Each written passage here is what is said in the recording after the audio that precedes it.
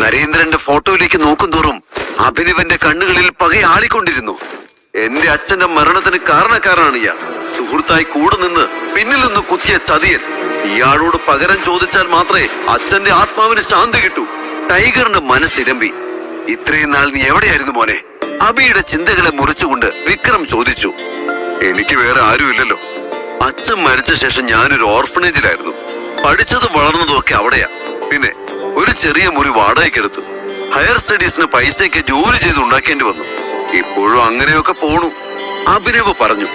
5 വയസ്സിൽ അച്ഛനെ നഷ്ടപ്പെട്ടു എന്നല്ലാതെ തന്റെ കുടുംബത്തെ പറ്റി കൂടുതലൊന്നും അവൻ അറിയില്ല എന്ന് വിക്രമിന് മനസ്സിലായി. അവന്റെ തോളിൽ കൈവച്ചുകൊണ്ട് വിക്രം പറഞ്ഞു, നിന്നെ അന്വേഷിക്കാൻ ഇനി ഒരു സ്ഥലവും ബാക്കിയില്ല മോനെ. ഞങ്ങളുടെ കയ്യിൽ നിന്റെ ഒരു പഴയ ഫോട്ടോ മാത്രമേ ഉണ്ടായിരുന്നുള്ളൂ. അതും വെച്ച് എത്ര കാലം നിന്നെ തിരയാൻ പറ്റും? നീ അങ്ങ് വളർന്നു പോയില്ലേ? അഭിനവന്റെ സ്നേഹത്തോടെ നോക്കിക്കൊണ്ട് വിക്രം തുടർന്നു. എന്നാലും നീ ഞങ്ങളുടെ സഞ്ജയുടെ മോനല്ലേ. എന്നെങ്കിലും ഒരിക്കൽ നീ വരുമെന്ന് എനിക്ക് ഉറപ്പായിരുന്നു. ഇതൊക്കെ അറിയുമ്പോ രോഹനും സന്തോഷമാകും. നിറഞ്ഞ കണ്ണുകൾ തുടച്ചുകൊണ്ട് അയാൾ പറഞ്ഞു. രോഹന്റെ പേര് കേട്ടപ്പോൾ അഭിനവന് ദേഷ്യം വന്നു. തന്റെ അച്ഛനെ കൊന്നവന്റെ മകൻ ഇതൊക്കെ അറിഞ്ഞ് സന്തോഷിക്കുമെന്ന് അഭിനവന് തോന്നിയില്ല. ഒരുപാട് ചോദ്യങ്ങൾക്ക് ഇനിയും ഉത്തരം കിട്ടാനുണ്ടല്ലോ എന്ന് അവൻ ചിന്തിച്ചു.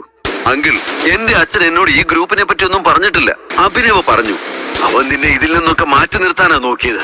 പക്ഷെ ഇനിയിപ്പോ അത് പറ്റില്ല. എല്ലാം പഴയതുപോലെ ആവണം. നഷ്ടപ്പെട്ടതെല്ലാം തിരിച്ചു പിടിക്കണം. സഞ്ജയ് പോയപ്പോൾ ഗ്രൂപ്പ് വിട്ടു പോയവരെല്ലാം തിരിച്ചു കൊണ്ടുവരണം.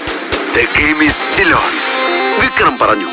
തന്റെ കൂട്ടുകാരനായ നരേന്ദ്രനാണ് സഞ്ജയിനെ കൊന്നതെന്ന കാര്യം വിക്രമന് അറിയില്ല എന്ന് അഭിനവന് അപ്പോൾ മനസ്സിലായി.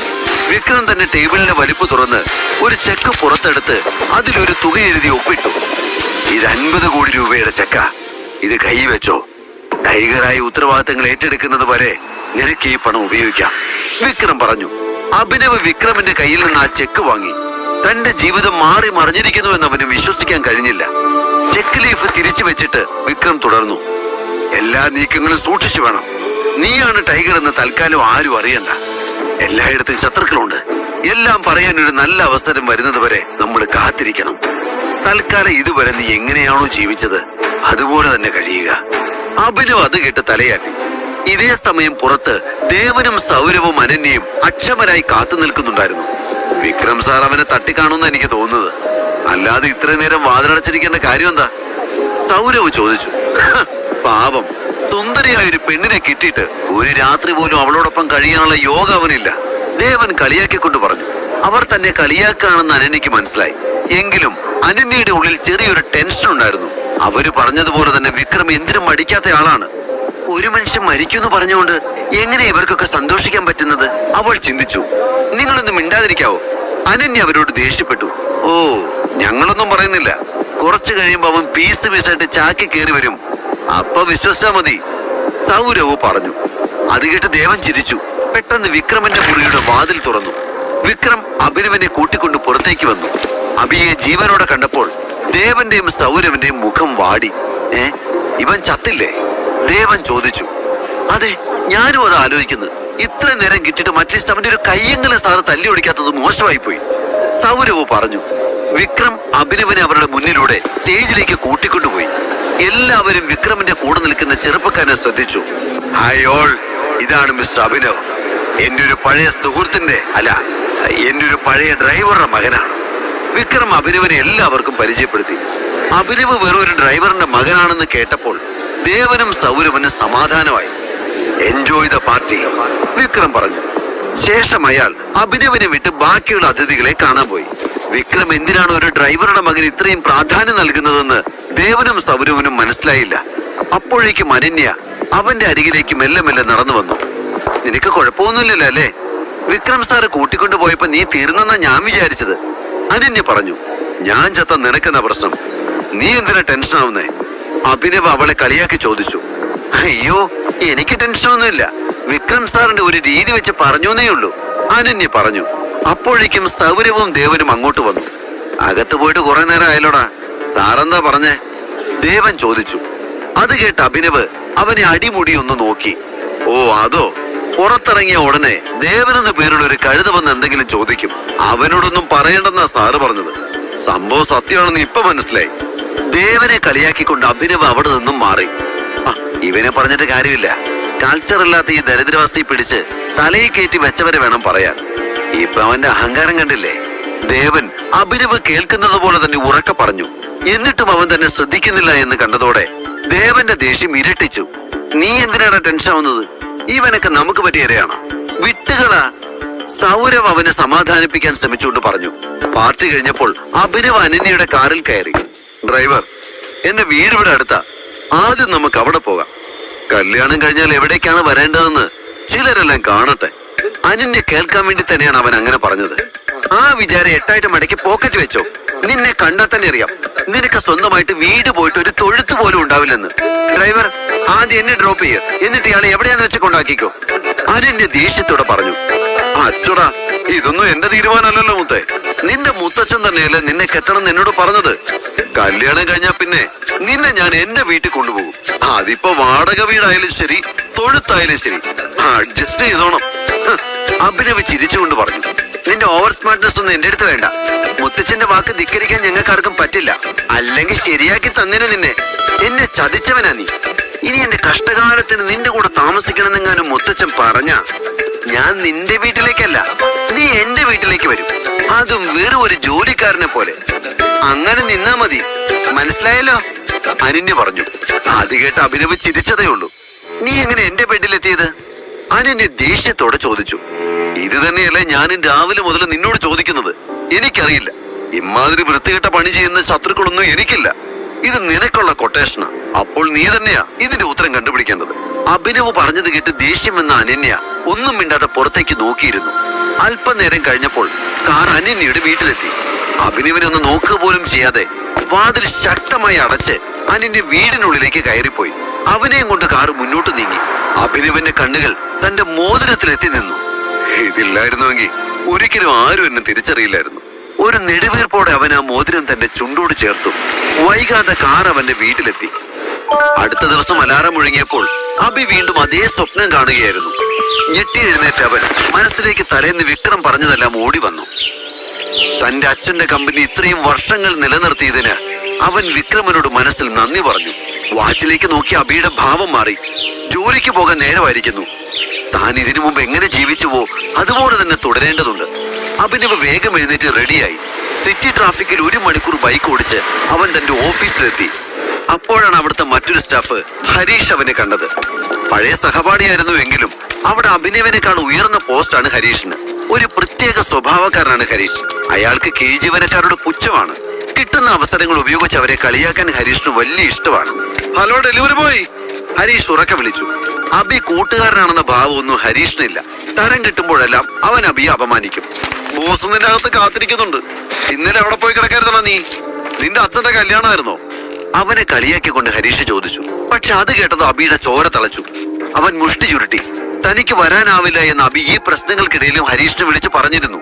തന്റെ ലീവ് ഹരീഷ് മനഃപൂർവ്വം റിപ്പോർട്ട് ചെയ്യാത്തതാണെന്നും അവനറിയാം. ഒന്നും മിണ്ടാതെ അഭി ബോസിന്റെ ക്യാബിനിലേക്ക് നടന്നു. Good morning sir.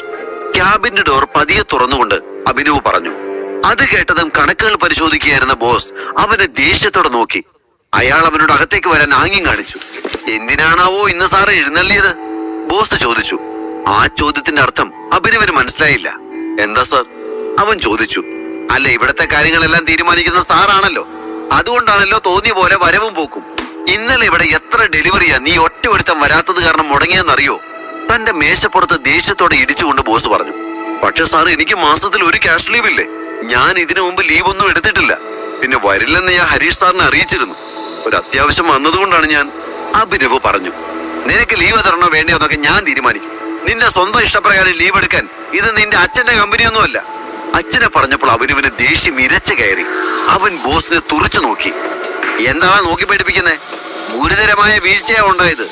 ഇനി നിന്റെ സേവനം ഇവിടെ വേണ്ട. പകരം ഞാൻ വേറെ ആളെ വെച്ചു. കൂടും കിടക്കൊക്കെ എടുത്ത് സ്ഥലം വിട്ടോ, ബോസ് പറഞ്ഞു. അത് കേട്ട് അഭിനവിന് ഞെട്ടലൊന്നും ഉണ്ടായില്ല. നിസ്സാര കാര്യത്തിന് ആളുകളെ പറഞ്ഞു വിടുന്നത് അവിടെ പുതുമയുള്ള കാര്യമല്ല. എപ്പോ വേണമെങ്കിലും തന്റെ ജോലിയും നഷ്ടപ്പെടാമെന്ന് മനസ്സിലാക്കിക്കൊണ്ട് തന്നെയാണ് അഭിനവ് അവിടെ തുടർന്നിരുന്നത്. ശരി സാർ, ഇതുവരെയുള്ള സാലറി തന്ന ഞാൻ പോയിക്കോളാം, അഭിനവ് ഉറച്ച ശബ്ദത്തിൽ പറഞ്ഞു. എന്തോ? എങ്ങനെ? ഇന്നലെ നീ കാരണം കമ്പനിക്കുണ്ടായ നഷ്ടം ഈ മാസത്തിൽ നിന്റെ മുഴുവൻ ശമ്പളം തന്നാലും തീരില്ല. കണക്ക് നോക്കിയാൽ നീ ഇങ്ങോട്ട് തരേണ്ടി വരും പൈസ. എന്റെ ഒരു മര്യാദ വെച്ച് അത് ഞാൻ ചോദിക്കുന്നില്ല. മിണ്ടാതെ സ്ഥലമിടാൻ നോക്ക്. ബോസ് പറഞ്ഞു. സാർ, നിങ്ങൾ എന്തൊക്കെ പറഞ്ഞാലും ചെയ്ത ജോലിക്കുള്ള കൂലി കിട്ടാതെ ഞാൻ പോവില്ല. സാലറി നിങ്ങളുടെ ഔദാര്യമൊന്നുമല്ല, എന്റെ അവകാശമാണ്. അഭിനവന്റെ ശബ്ദം ഉറച്ചതായിരുന്നു. അത് കേട്ട് ബോസ് പുച്ഛത്തോടെ ചിരിച്ചു. കിട്ടാതെ നീ പോവില്ല അല്ലേ? ശരി, തന്നേക്കാം. അത് പറഞ്ഞ് അയാൾ മേശപ്പുറത്തിരുന്ന ബെല്ലടിച്ചു. അടുത്ത നിമിഷം മുറിയുടെ വാതിൽ തുറന്ന് 4 ഗുണ്ടകൾ അകത്തേക്ക് വന്നു. ഈ സാറിന് ശമ്പളം വേണോ അത്രേ? കൊടുത്തു വിട്ടേക്ക്, ബോസ് കണ്ണിറുക്കിക്കൊണ്ട് അവരോട് പറഞ്ഞു. അത് കേട്ടതും അവരിൽ ഒരാൾ അവന്റെ ടീഷർട്ട് പിടിക്കാൻ ആഞ്ഞു. മിന്നൽ പോലെ അബി ആ കൈ തടഞ്ഞു. ഉടൻ തന്നെ 4 പേരും അവനെ ആക്രമിക്കാനായി ചെന്നു. അടുത്ത നിമിഷം അബി മുന്നിലുള്ളയാളുടെ തോളിലൂടെ കൈ ചേർത്ത് അയാളെ വലിച്ചു. അയാൾ ബോസിന്റെ മേശപ്പുറത്തേക്ക് കറങ്ങി വീണു. അവൻ ഉടനെ തന്നെ മറ്റുള്ളവരെ നേരിടാനായി റെഡിയായി നിന്നു. അവന്റെ ചലനങ്ങൾ പരിശീലനം സിദ്ധിച്ച ഒരു കിക്ക് ബോക്സറുടേതിന് സമാനമായിരുന്നു. വൈകാതെ തന്നെ ബോസിന്റെ 4 ഗുണ്ടകളും അഭിനവന്റെ അടി കൊണ്ട് വീണു. മനോഹരമായി ഇന്റീരിയർ ചെയ്തിരുന്ന ആ ക്യാബിൻ നിമിഷം നേരം കൊണ്ട് യുദ്ധക്കളം പോലെയായി മാറി. താഴെ വീണ് കിടക്കുന്ന തടിയന്മാരെ നോക്കിക്കൊണ്ട് ബോസ് നിന്ന് വിറച്ചു. അവരെ ഇത്ര എളുപ്പത്തിൽ അഭിനവനെ പോലെ ഒരാൾക്ക് എങ്ങനെ തോൽപ്പിക്കാൻ കഴിഞ്ഞു എന്ന് അയാൾ ചിന്തിച്ചു. അപ്പോഴേക്കും അഭിനവ് ബോസിന്റെ മുന്നിലെ കസേരയിൽ വന്നിരുന്നു. എന്നിട്ട് മേശപ്പുറത്ത് മെല്ലെ തട്ടിക്കൊണ്ട് ഒരു വല്ലാത്ത നോട്ടത്തിൽ അവൻ പറഞ്ഞു, സാറേ, സാലറി കിട്ടാതെ ഞാൻ പോവില്ല. ഭയന്നുപോയ ബോസ് ഡ്രോയിൽ നിന്ന് ചെക്കെടുത്ത് അതിൽ തുക എഴുതി വിറയ്ക്കുന്ന കൈകളുടെ അഭിനവിന് നൽകി. അവൻ ചെക്ക് വാങ്ങി ചുറ്റിനും ഒന്ന് നോക്കി. 1 മാസത്തെ സാലറിയിൽ തീരാത്ത നാശനഷ്ടങ്ങൾ ഇപ്പോൾ അവിടെ ഉണ്ടായിട്ടുണ്ട്. ഇനി എന്തെങ്കിലും ബാക്കിയുണ്ടെങ്കിൽ സാറ് മട്ടാഞ്ചേരിക്ക് വന്നാൽ മതി. നമുക്ക് കണക്ക് അവിടെ വെച്ച് തീർക്കാം. അഭിനവന്റെ സംസാരം അധികാര സ്വരത്തിലായിരുന്നു. അത് കേട്ട് ബോസ് ഭയന്ന് വിറച്ചുപോയി. ക്യാബിനിൽ നിന്ന് പുറത്തിറങ്ങുമ്പോഴും എന്തോ ഒരു കടം ബാക്കിയുള്ളതുപോലെ അവന് തോന്നി. അപ്പോഴാണ് പാവപ്പെട്ട ഡെലിവറി ബോയ്സിനെ ശകാരിക്കുന്ന ഹരീഷിനെ അവൻ കണ്ടത്. ഹരീഷ് താഴത്തെ നിലയിലായിരുന്നതിനാൽ അവിടെ നടന്നതൊന്നും അവൻ അറിഞ്ഞിട്ടില്ല. അഭിനവ് താഴേക്ക് ഇറങ്ങിച്ചെന്നു. ഹരീഷിന്റെ അടുത്ത് എത്തിയതും അഭിനവന്റെ കൈ അവന്റെ കരണത്ത് പതിച്ചു. താഴെ വീണുപോയ ഹരീഷ് ചാടി എഴുന്നേറ്റു. ഉടനെ തന്നെ 2ാമത്തെ അടിയും വീണു.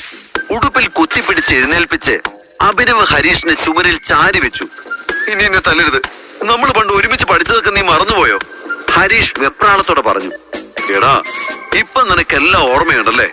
എന്റെ ജോലിയും പോയി, കടം വെച്ചിട്ട് പോകുന്ന പരിപാടി എനിക്കില്ല. അതാ എല്ലാം തന്നേക്കാന്ന് വിചാരിച്ചത്.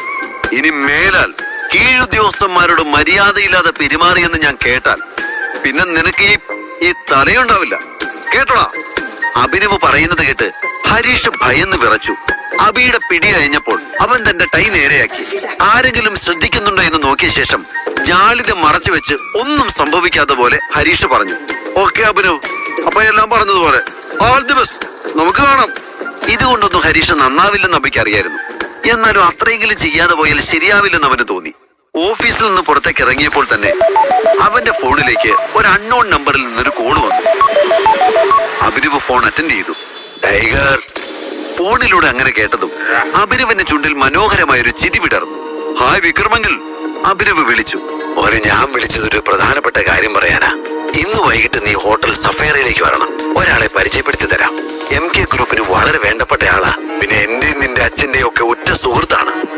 മിസ്റ്റർ ബൽറാം. അദ്ദേഹത്തിന്റെ ബിസിനസ്സുകൾക്ക് നമ്മൾ ഫണ്ട് ചെയ്യുന്നുണ്ട്. ടൈഗർ തിരിച്ചു വന്നത് അദ്ദേഹം കൂടി അറിയണം. അതുകൊണ്ട് നീ വരണം. ലൊക്കേഷൻ ഞാൻ അയക്കാം, വിക്രം പറഞ്ഞു. ബൽറാം എന്ന് പേര് കേട്ടപ്പോൾ അഭിനവ് ഒന്ന് ഞെട്ടി. ആ പേര് കൊച്ചിയിൽ ആർക്കാണ് അറിയാത്തത്?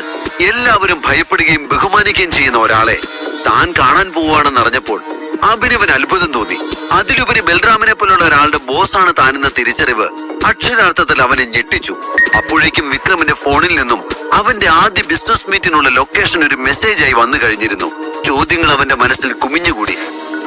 ബൽറാമിനെ പോലെ ഒരാൾ തന്നെ ടൈഗറായി അംഗീകരിക്കുമോ? എങ്ങനെയാണ് അദ്ദേഹത്തെ സ്വീകരിക്കുക? എങ്ങനെയാണ് സംസാരിച്ചു തുടങ്ങേണ്ടത്? ഉത്തരങ്ങൾക്കായി തുടർന്ന് കേൾക്കൂ ദി റിട്ടേൺ ഓഫ് ടൈഗർ